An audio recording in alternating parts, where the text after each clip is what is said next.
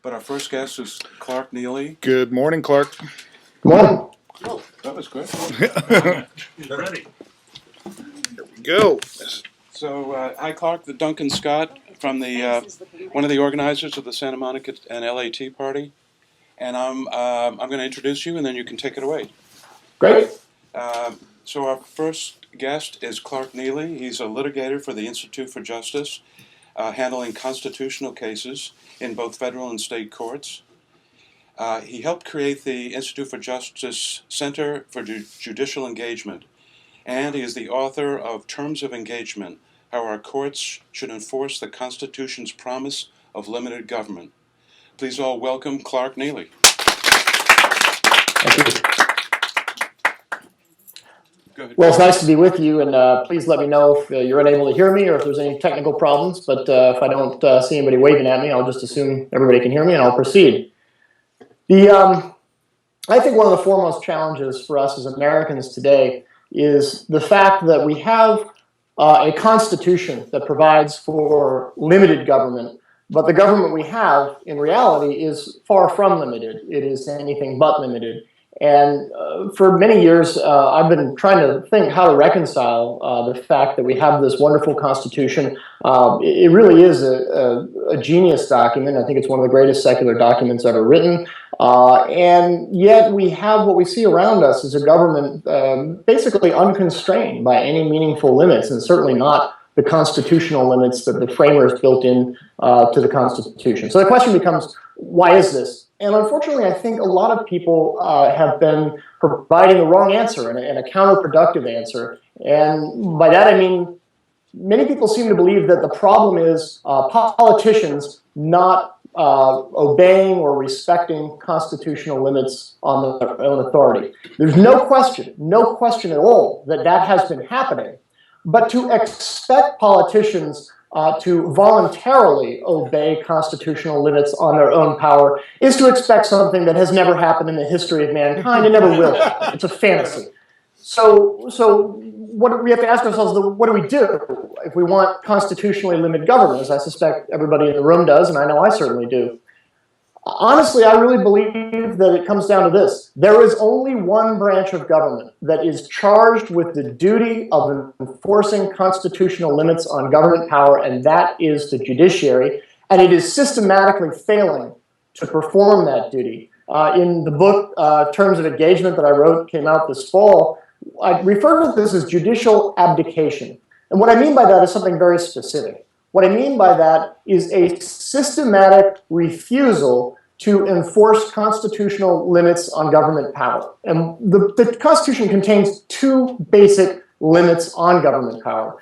The first is the idea that the powers of the federal government are enumerated or listed in the Constitution, and therefore they are finite. This was something that was a really brilliant feature of the Constitution that the framers put into it deliberately, and that is there was a lot of debate at the time of the framing about whether we should even have a federal government. We spent 8 years fighting off the world's greatest imperial power, and there was a real concern, and a genuine and I think well-grounded concern, that if we create a federal government, we may just be creating a new entity that can tyrannize us the way the British did.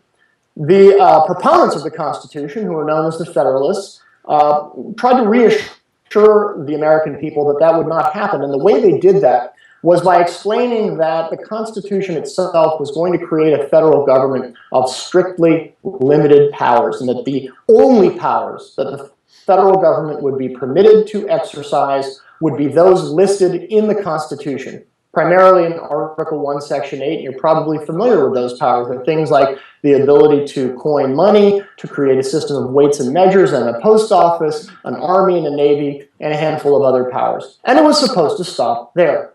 Up until the time of the New Deal, the courts actually did enforce those kinds of limits on government power. By that I mean federalism limits, the 10th Amendment, the idea that the powers enumerated in the Constitution are the only ones that the federal government may legitimately exercise. Unfortunately, during the time of the New Deal, the progressive dream of essentially having a top-down managed national economy came to fruition. The Supreme Court initially tried to resist the implementation of that goal, but was eventually essentially kind of overcome by a combination of political will. As many of you probably know, President Roosevelt threatened to pack the court with additional justices if necessary in order to get the court to uphold the New Deal legislation. And I think also not just naked political will, but also I think there was a public perception at the time that the federal government not only could but should get us out of the Great Depression and lead us into a future of prosperity. And we now know that that was a disastrous policy, and that if anything, the national takeover of the economy prolonged the Depression. But the point here is that the Supreme Court essentially refused to enforce federalism-based limits on federal power in any meaningful way. Starting in about 1942 with a case that many of you are probably familiar with, Wickard v. Filburn, in which the U.S. Supreme Court upheld the power of the federal government to dictate to farmers how much wheat they could grow. That was what was at issue in that particular case.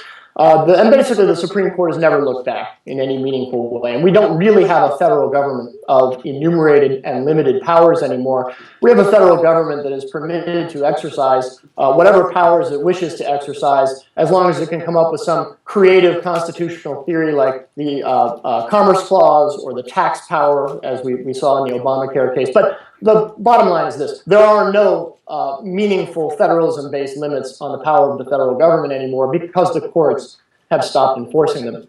The second major limit on power of government power in the Constitution is the idea of individual rights. It's the idea that every individual possesses a set of inviolable rights that can be regulated. Inviolable doesn't mean that they cannot be regulated.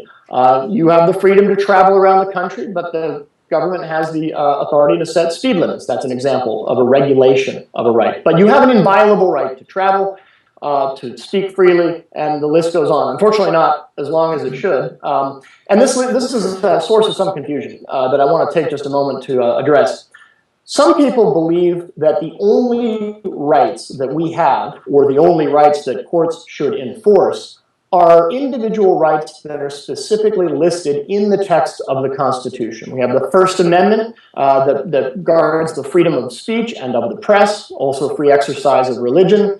There's the Second Amendment, which protects the right to keep and bear arms. I was one of the 3 lawyers that brought the D.C. gun case, District of Columbia v. Heller, which revived the Second Amendment after about 2 centuries of the courts ignoring it. And the list goes on through the first 10 amendments to the Constitution, which are together known as the Bill of Rights. The problem with this view, there's a couple of problems with the idea that the Constitution only protects those rights specifically listed in the document. The first is that those who wrote the Bill of Rights were afraid that people would make that precise argument. And there were lengthy debates about what rights to include in the Bill of Rights. As you probably know, when the Constitution went into effect in 1789, it didn't have a Bill of Rights. Bill of Rights wasn't added for 2 years. And so in 1791, the Bill of Rights was added, but only after a lengthy debate about what rights should be listed. And it was an interesting debate. It was partly a philosophical debate, because when you think about it, how on earth would you even begin to list all of the rights that we have as individuals? And they were debating such things as, should we list the right to eat a meal, or go fishing, or wear a hat, or get up or go to bed when you think proper? And it immediately reveals what a challenging project it is to try to list individual rights. And there's no possible way that you could list all of the individual rights that a human being possesses. And James Madison came up with a brilliant way to underscore that fact, and that was the Ninth Amendment. The text of the Ninth Amendment reads that the enumeration in the Constitution of certain rights shall not be construed to deny or disparage others retained by the people. And that's a very clear textual statement of the fact that the framers did not set out to list every individual right that people have. It would have been an impossible task, and they specifically told us that they did not attempt to discharge that task. So that's point one. Textually, the Constitution makes very clear, in my judgment, that there are unenumerated, that is, not specifically listed, individual rights. And the point is further underscored by the 14th Amendment, which was added to the Constitution in 1868 in the wake of the Civil War, primarily to empower the federal courts to end a system of tyranny and oppression that later came to be known as Jim Crow. But at the time, it was consisted basically of these things called the Black Codes. And these were laws at state and local levels, mostly in southern states, that essentially stripped newly freed slaves of all of their civil rights. And by the way, not just newly freed slaves, but also their white supporters. There were some white Unionists who had fought in the Union armies and then returned home to the South. Immigrants, the list goes on and on. The 14th Amendment was designed to provide federal protection for individual rights from oppression by state and local governments. And so the 14th Amendment contains, Section 1 of the 14th Amendment contains 3 substantive provisions.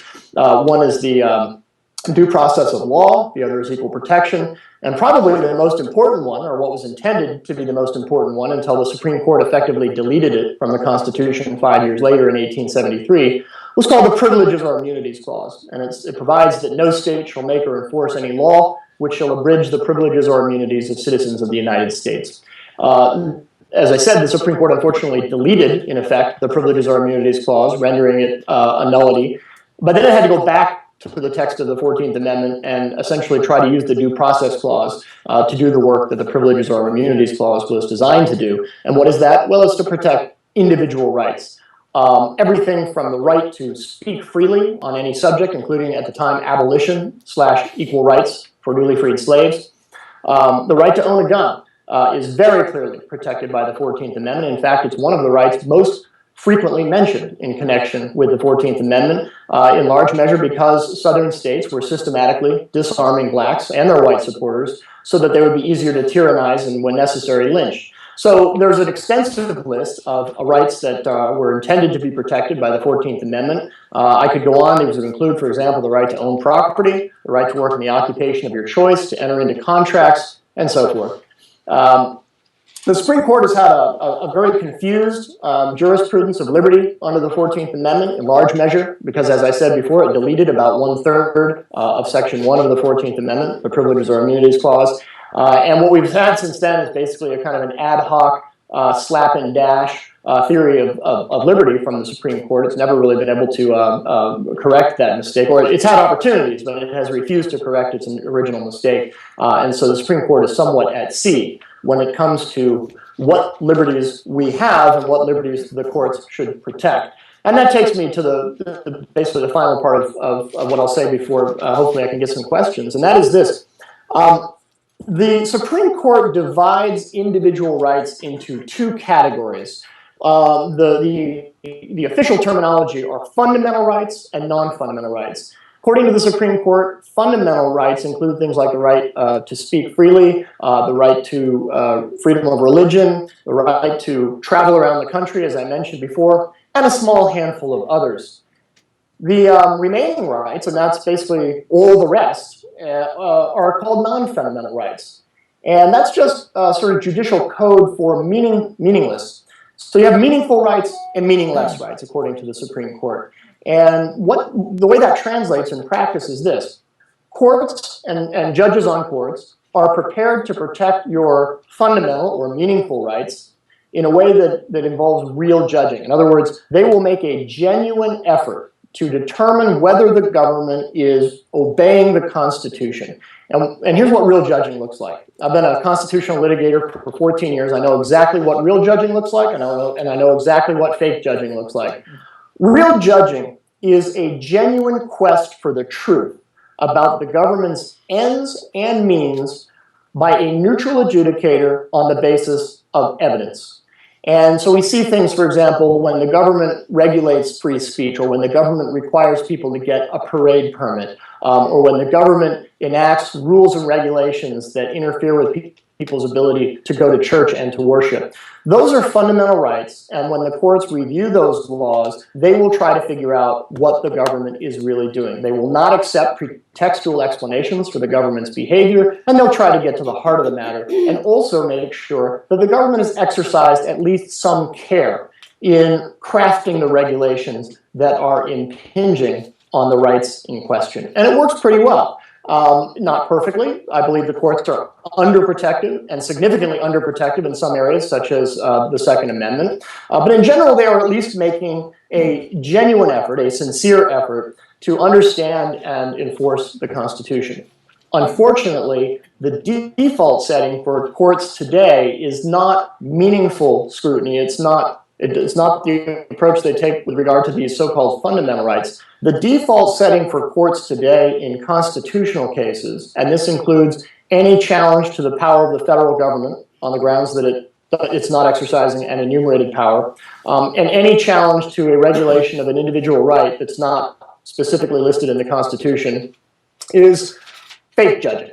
Courts are going to not make a sincere effort to evaluate the government's ends and means. They will not require the government to exercise any care in crafting the regulation in question. Courts will accept, obviously, pretextual explanations for the government's behavior when it regulates non-fundamental rights. And one of the most shocking things to me as a constitutional litigator is this: if the government proves insufficiently creative to invent a hypothetical justification for its conduct, the judge is required to get involved and actually help the government justify its own conduct, which is to me a very clear breach of the duty of judicial neutrality and what really is going on in the courtroom when you litigate and try to vindicate one of these non-fundamental rights, which is what I do practically every day. I litigate property rights cases, economic liberty cases, other cases where the courts basically have concluded that the rights at stake are non-fundamental, i.e. meaningless.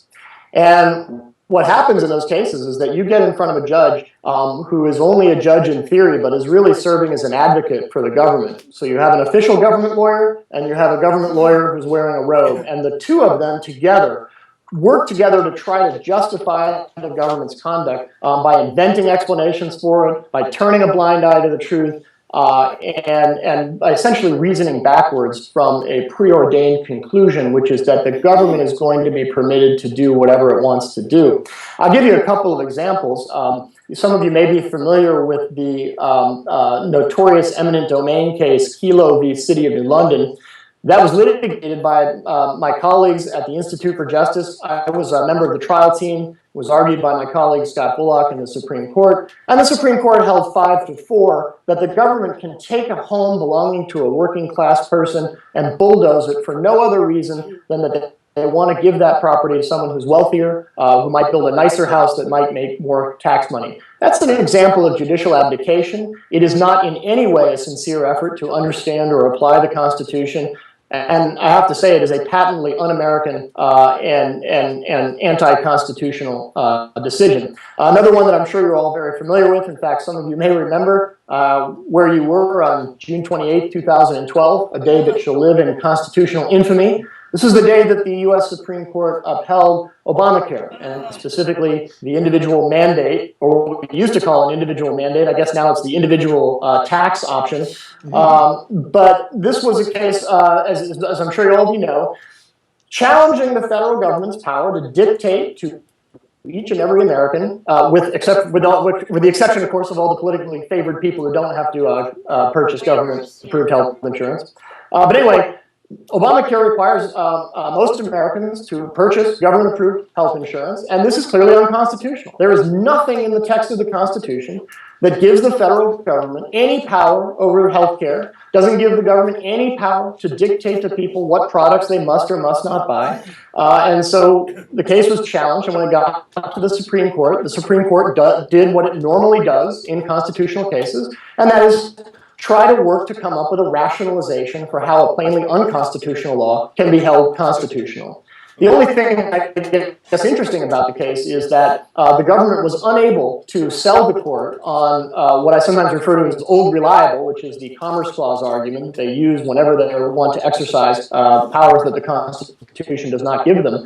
And instead, they went with the so-called tax power. And the idea was essentially that when the government penalizes you for refusing to purchase government-approved health insurance, that's not really a penalty, even though the law refers to it as a penalty 18 times. According to Chief Justice Roberts, it's actually just a tax. And so you have an option. You can either get government-approved health insurance, in which case you don't have to pay an additional tax, or you can refuse to get government-approved health insurance, in which case you have to pay an additional tax. And that was the basis upon which the law was upheld. And I think it goes without saying, at least in this room, that that was not a sincere effort to interpret and apply the Constitution. And in fact, Chief Justice Roberts actually had to rewrite portions of the Affordable Care Act in order to rationalize his way to the sort of preordained outcome, which is that the government wins. And to sum up, that's the basic problem. Oops. We're all excited here. I went to bed for 3 days after that. I'm Oh, so and say. depressed. Okay, government cut him off. Law today, and that is that outside of a very small handful. Somebody have a question? Oh, we were just having a little technical difficulty at the end there. You cut out for Oh, okay. We missed your last 30 seconds or so, if you want to repeat that. Okay, let me rewind 30 seconds, and that's about how long I need to wrap up.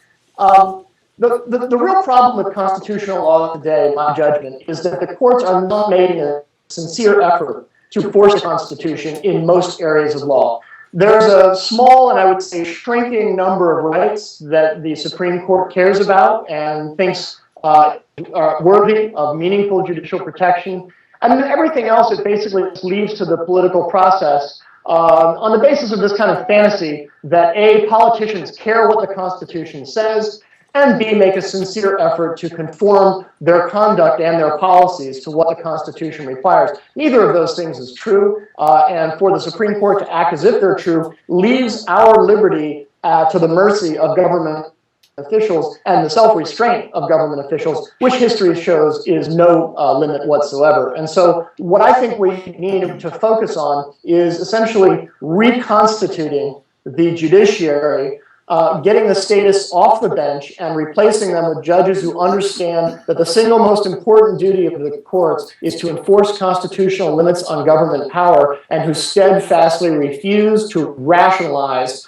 illegitimate government policies. I should say illegitimate and unconstitutional government policies the way the federal courts routinely do today. That, to me, is the single biggest challenge we have. We have a wonderful Constitution. It is not broken. It doesn't need to be amended. What it needs to be is enforced, and that's something our courts are systematically failing to do.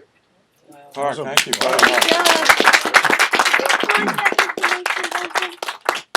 you have any like a website or contact info? Or? We Clark, are do you certainly. want to, where should people go in terms of website and so forth to get more information?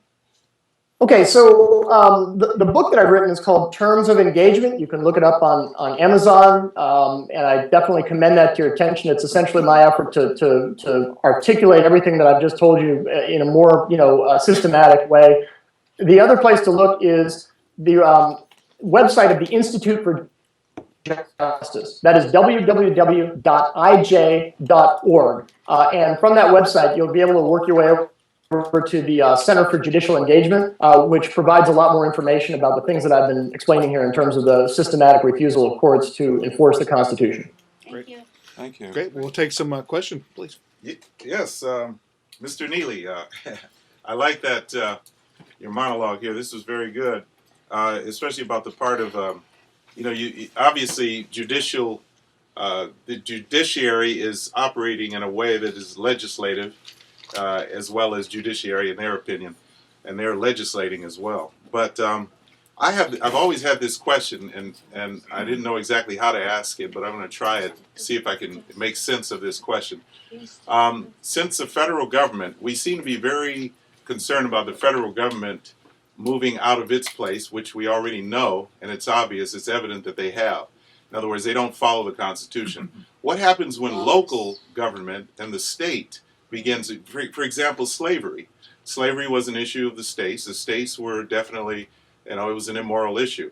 See, I guess I'm trying to ask this because I'm trying to get to a point that I think that at some point, when are the people going to rise up with virtue and morality to bring back their government in place?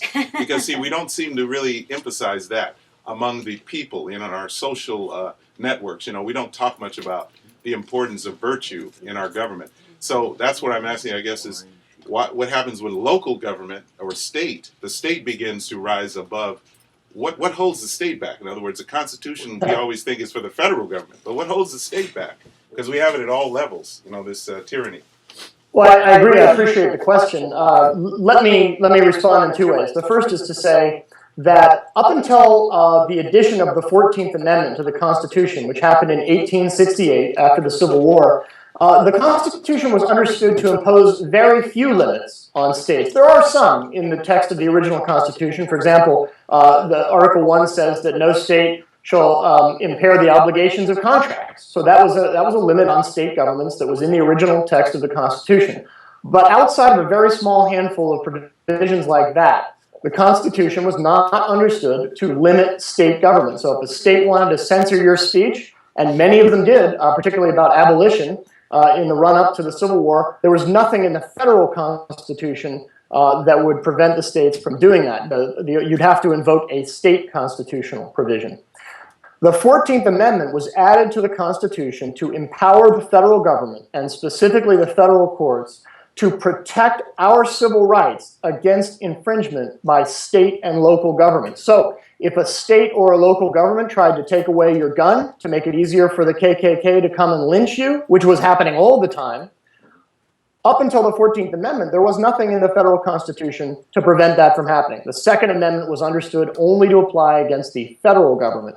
But the 14th Amendment was designed to change that, to empower the federal courts to protect, for example, your ability to own a gun, even if the state or local government tried to take it away from you. And that right was vindicated, by the way, recently by my co-counsel from the Heller case, Alan Gura, in a case called McDonald v. City of Chicago, which struck down Chicago's handgun ban. That's exactly what the 14th Amendment was designed to do, and it operated properly in that case. So that's in a nutshell how the Constitution protects us against illegitimate state governments. I want to address the second part of your point, though, which is the idea that we can't look entirely to the Constitution or even to the political process for the protection of our rights. Each and every one of us does have to understand what it is to be a virtuous citizen, understand what the values are that underlie our body politic, and insist that those values be respected. And to go, for example, and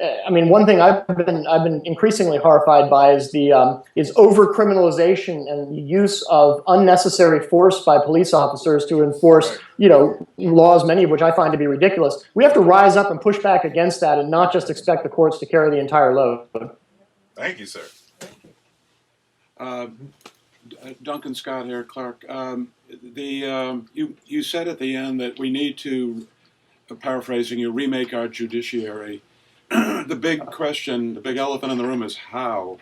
How when we have politicians who are completely sympathetic to what the judiciary are doing, how do we even start the process of remaking it? Well, I appreciate that question. It is a huge challenge.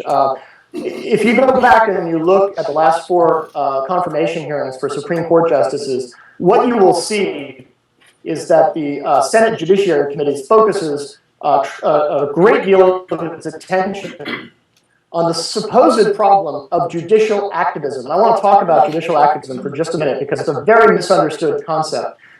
People are constantly accusing the courts of being activists, of inventing rights that don't exist and limiting the government in ways the Constitution doesn't. In my opinion, we have got to tone down the rhetoric on judicial activism, because judicial activism, properly understood, is when a judge basically advances his or her own policy preferences in contradiction to what the Constitution provides. In other words, the Constitution says one thing, and the judge says, well, I'm just going to ignore that provision and essentially make a ruling that advances my own policy interests. That happens occasionally, but the problem of judicial activism is dwarfed by the problem of judicial abdication. The most descriptive, or the best description I can give you of the courts today is that they are asleep at the bench. Judges will not lift their finger to restrain the government in most of the ways that the Constitution does. So most of the Constitution these days is going unenforced because judges refuse to enforce it. Unfortunately, I think one of the reasons they do that is because we keep accusing them of activism every time they say no to government. No is one of the best things you can say to government, and every judge who does so, in my judgment, ought to be praised, not criticized for judicial activism. Absolutely. This is a provocative question, and it goes to the aftermath of the Civil War and the establishment of the Department of Justice. Do you think if we really had a constitutional government, that we should really have or need a Department of Justice as opposed to simply an Office of Attorney General? Well, that's an interesting question. I've never even considered that question. To me, it's a matter of kind of is it just a matter of nomenclature? I mean, there have to be attorneys for the government who represent the government's interests. Prosecutors, if nothing else. Did you have something? Well, we've always had an Attorney General, an Office of Attorney General, and the government has, we understand that it needs to have its representation, and because the courts do decide these constitutional issues, especially regarding the 14th Amendment, right? Which does empower the government to protect individual rights wherever they may be. However, from what I can see, the Department of Justice devotes little, if no time, to those sorts of pursuits, and it's all about prosecuting or defending the government's prerogatives in all these other ways which are unconstitutional. All the other claims that the government makes on individuals, from the environmental protection laws to the New Deal laws that you cited, for instance, Wickard-Filburn, all those cases, they would not, they're not, in my view, they're not constitutional, and the only way that the government can actually enforce itself and enforce those laws is by having this large Justice Department bureaucracy. I think the fact that it exists is indicative of the fact that the U.S. government is not been acting constitutionally for some time. It's a very interesting point, and I don't have a strong reaction to it either way, except to say this. I think that one of the most important things we can do is to decide where can our effort most fruitfully be put. In other words, what are the problems that are really worth working on? And unfortunately, I don't think there's any realistic prospect of the Department of Justice being dissolved or rebranded or in any way changed, which is not to minimize the significance of your point. It's only to say that to me, I don't think it's probably very fruitful to try a frontal assault on the existence of the Department of Justice itself, but instead to try to find ways to make sure that lawyers for the Department of Justice are held to the same standard, for example, as lawyers who represent citizens, which has not been my experience. They are indulged at every turn, and by they I mean the Department of Justice. Their lawyers are indulged at every turn by the judiciary that is always looking for ways to try to bend over backwards and rubber stamp whatever the government is doing. So for me, the more, as I said, the more fruitful approach would be to say, let's not pick a fight with the existence of the Department of Justice, even though you may well be correct, because we're never going to make it go away. Let's try to make sure that when lawyers for the Department of Justice find themselves in court, that they are on a truly level playing field with citizens, because that, I tell you, would be a breath of fresh air. Okay. I have a question. Since Obamacare is unconstitutional and can only get way worse, is anything being done to reverse it? Yes, actually, there are a number of cases that are going on that challenge different portions of the Affordable Care Act, aka Obamacare, than the first round of litigation that got to the Supreme Court in the NFIB v. Sebelius case. That's the one I mentioned that upheld the individual mandate in 2012. So there are a number of different cases challenging everything, for example, from the requirement that companies provide insurance policies that include, for example, birth control and arguably abortifacients. Many companies have a religious objection to that. That is going to be argued in the Supreme Court this month. There's another case that's working its way up regarding the constitutionality of the federal government providing subsidies in states or to individuals in states that have not set up a state health exchange. The law very specific, it makes very clear that those subsidies are only available in states that have set up state exchanges, and most states, as you probably know, did not set up state exchanges. They opted out. So there's a number of cases going on that while they wouldn't have the ability to just sort of take down Obamacare in one fell swoop, that they may if the courts rule correctly in these cases, it could remove chunks of Obamacare to the point where between Obama himself delaying and granting exemptions every time he turns around, and these additional challenges to various discrete parts of the law, it may be that the whole thing will just eventually fall apart under its whole weight.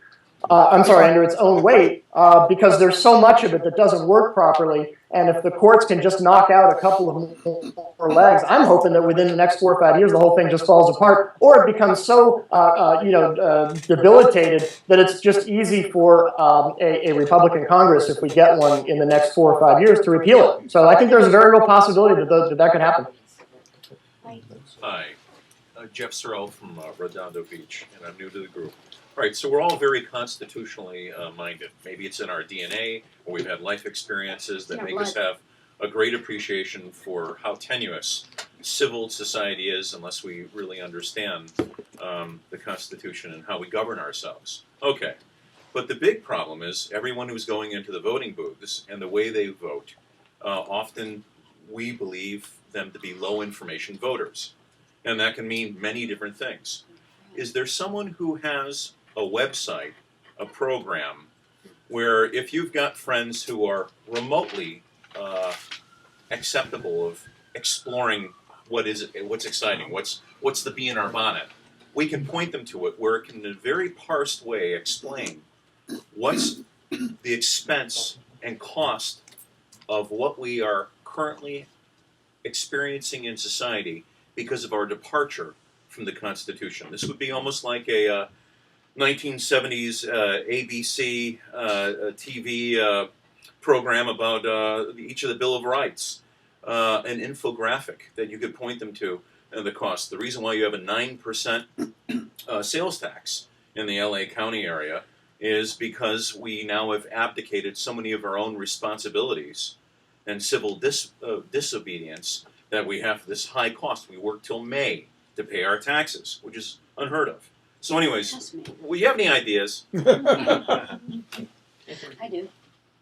Citizenship boot camp. I wish I did. I mean, yeah, that's a great idea. I love the idea of citizenship boot camp. I got a couple of responses, I guess. One is to say that in some ways, the entire liberty movement is trying to do this. The Cato Institute, probably many of you have heard of, is a wonderful libertarian think tank. There's the Institute for Humane Studies that puts on seminars for college and graduate students. I'm on our faculty. I teach at some of those. And, your question is a wonderful one. Is there a one-stop shopping? Is there just one website where you could send people and say, this is what we're doing to ourselves as a country? We are piling layer after layer of red tape. We are taxing ourselves, or should I say, an increasing number of people are essentially feeding off of the productive members of society, and essentially causing us to. We're getting to the point now where we're eating our seed corn. To be honest, we are so deep in debt that no country has ever come back from this amount of debt.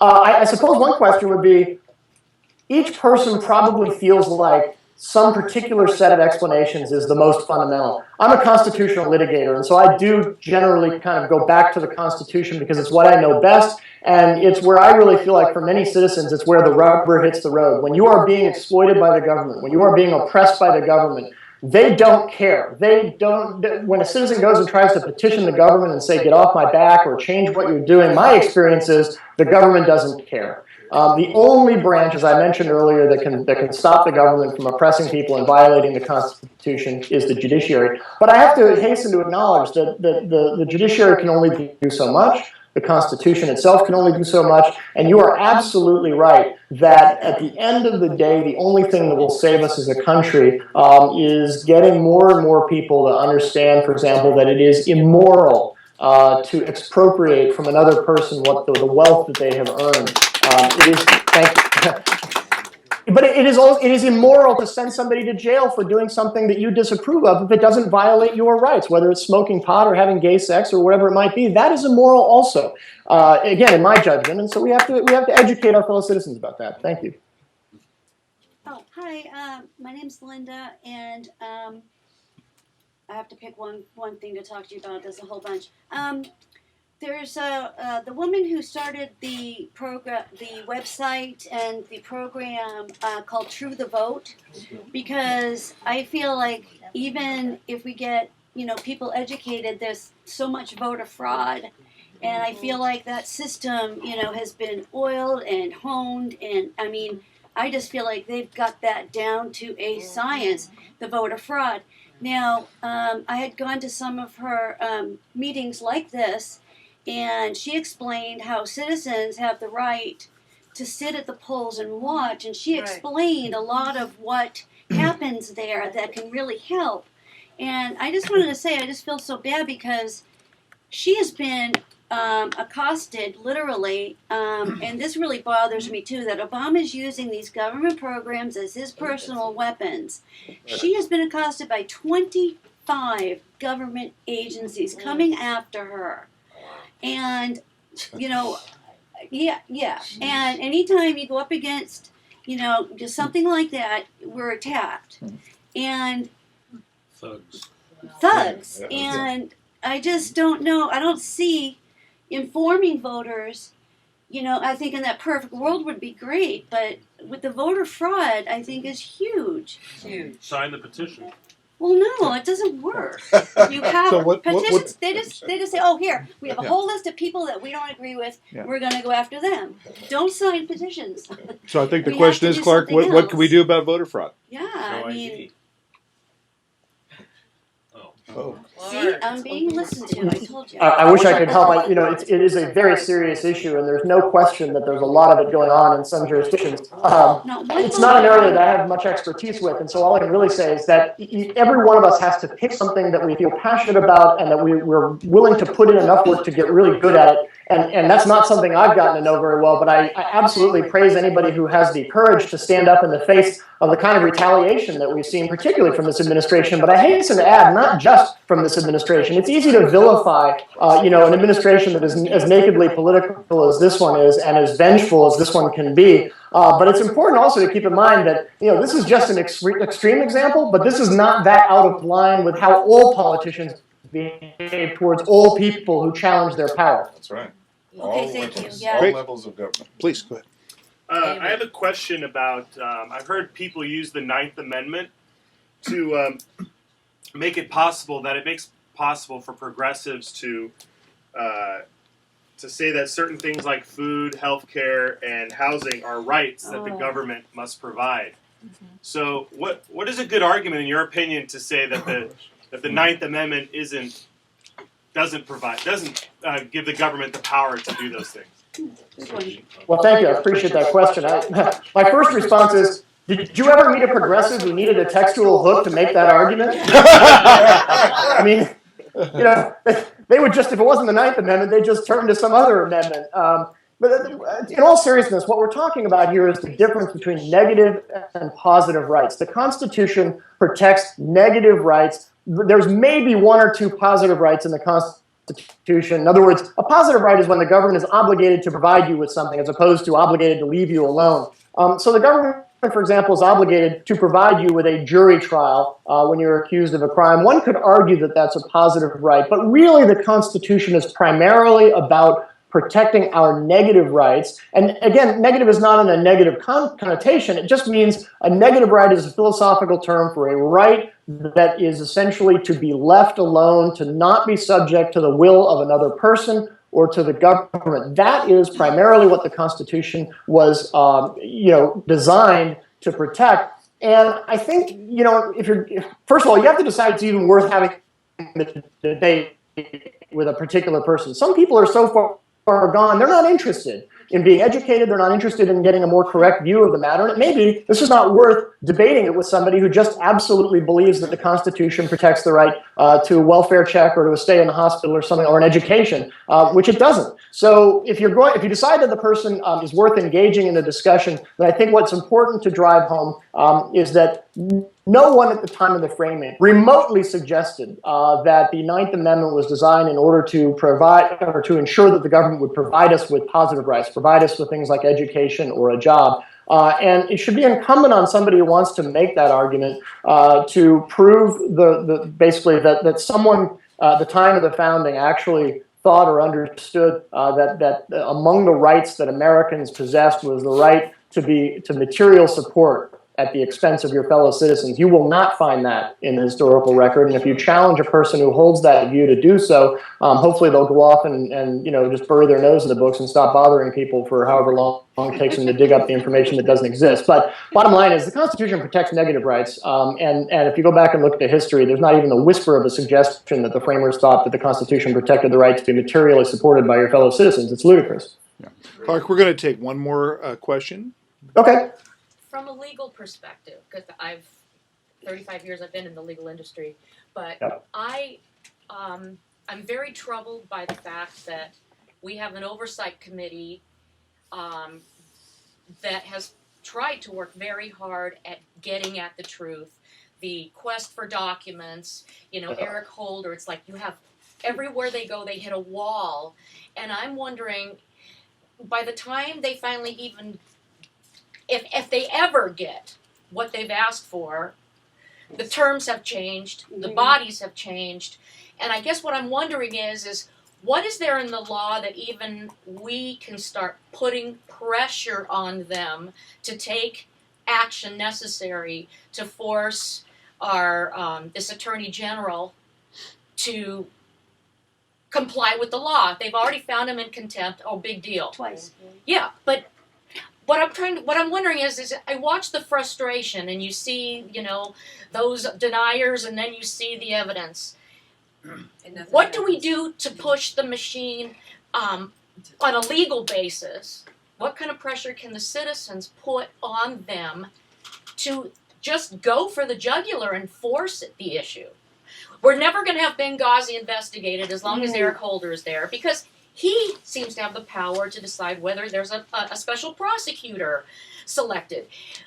What gives him the power? Just Obama.